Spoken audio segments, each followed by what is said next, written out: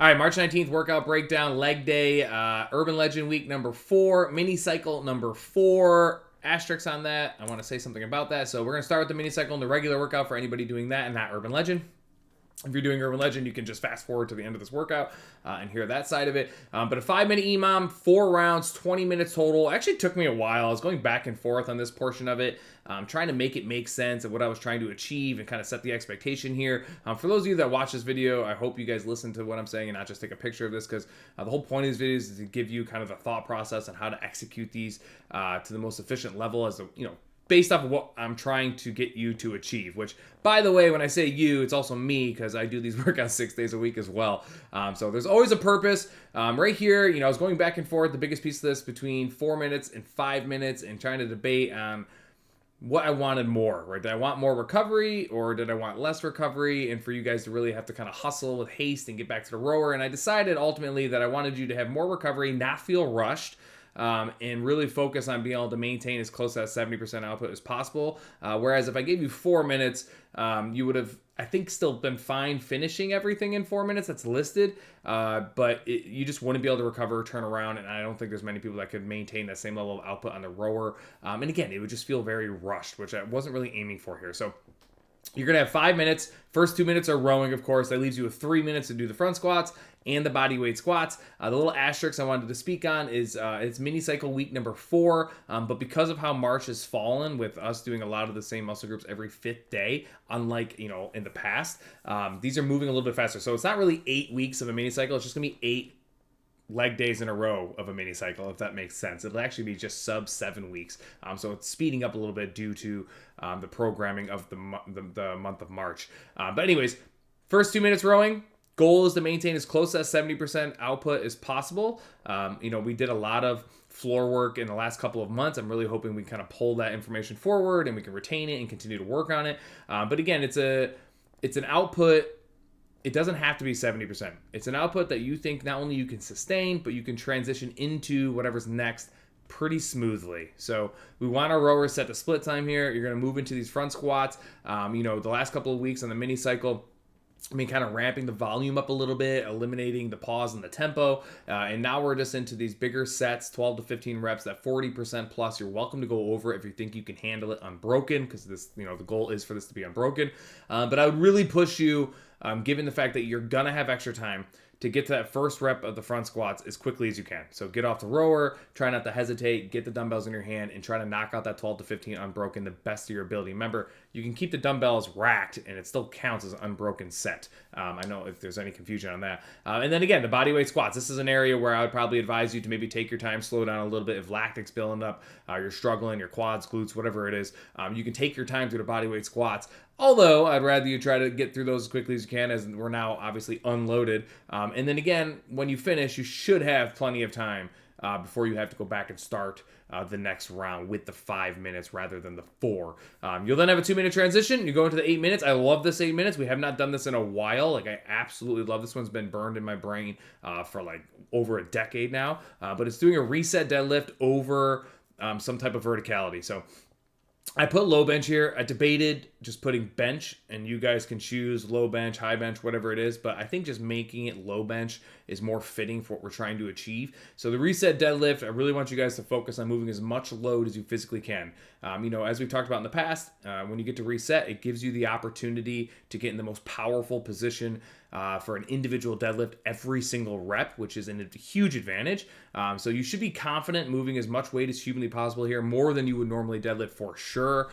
Even going down to just 2 reps every minute is something that I'm completely fine with if you're way over expected on your deadlifts, right? And then again, just adding in that little bit of verticality, that little bit of lateral movement, or just movement in general with those weights in your hand provides a wildly challenging movement. So there's a lot going on there, and we don't have enough time to go over all of that. But goal is to go up as much as you can, feel confident in the reset deadlift, because again, you're very powerful at the start of every single lift, and then just clear the bench, reset on the other side.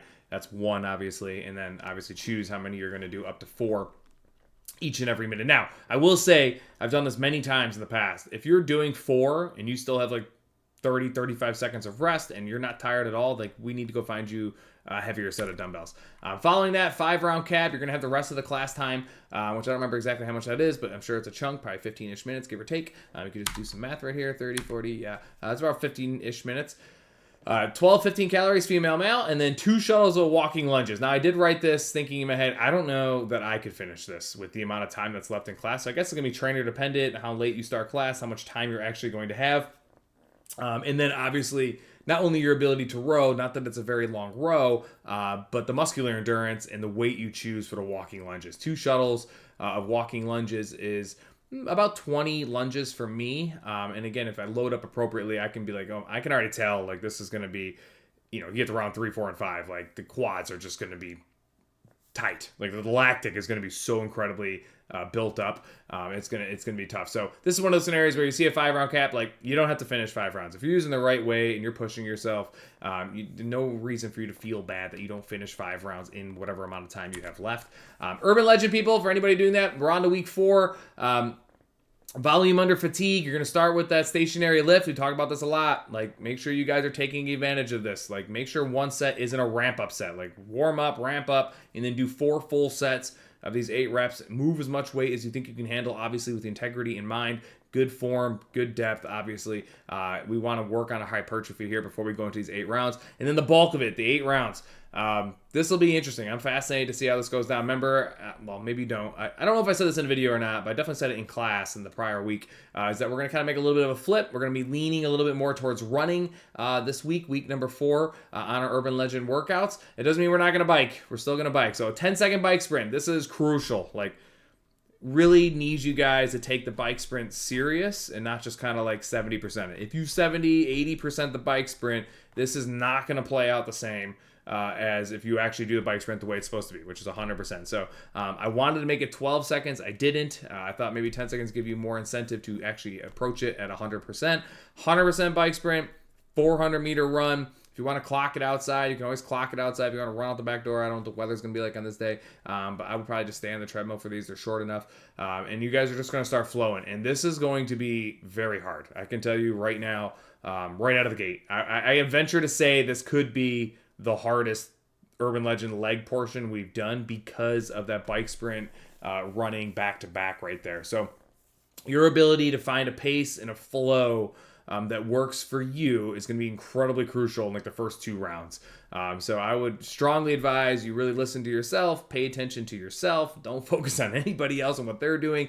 8 rounds is long. Like, whatever somebody does in the first 4 rounds is pretty irrelevant if you can't watch their last 4 rounds. So focus on you, focus on individual, find a pace that works for you. Keep the bike sprint at 100%. Work on everything else as you go. Hopefully by round 3, you've kind of figured out how to approach that run and the transitions into the squats, obviously bodyweight squats. Maybe you find a way to regain some level of composure during the bodyweight squats. I love to use bodyweight movements to do that. You're still moving kind of the entire time, but you're moving at such a clip that I can regain composure. I can catch my breath. I can get some of the lactic out of me if I shake my legs out, between a couple of reps or so. And again, I put the supplemental in here because as I clock this out in my head, I do think there's a chance that there are people who are strong enough at these things that they'll have time to get to these box hip bridges or bench hip bridges, which I have said in class as well. If you do have time and you're flexible, I would highly suggest you do the supplementary lift if you have the time to do it, even if it's like 30 of the 50 reps. We don't touch your posterior chain like at all during this, and I hate that from a training perspective, which is why I don't love people training for specific events. But here we are. We're doing it. We're 4 weeks in. I can only tell you guys how I feel, so I'd love for you to get to that if you can.